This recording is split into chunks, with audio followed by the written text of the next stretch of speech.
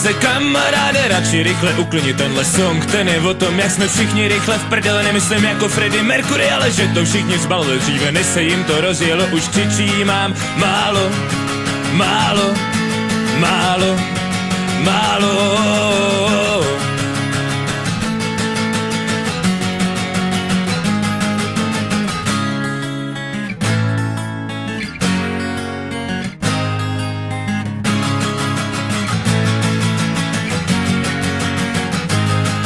A teď čekám dál tu svoje další splíny, yeah.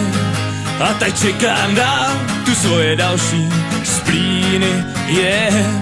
Splátky splácíme splátkou nebo sociální dávku, většina rozhovorů končí nadávkou. A tak přemýšlím, kde se tohle změnilo, a tak pátrám v kronikách a historii z prostých slov, ale stejně na nic nepřicházím, nikde není psáno. Bohužel je to v dnešní době asi takhle dáno, dáno, dáno, dáno, dáno.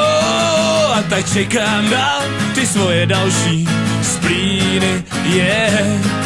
A tak čekám dál ty svoje další splíny, yeah.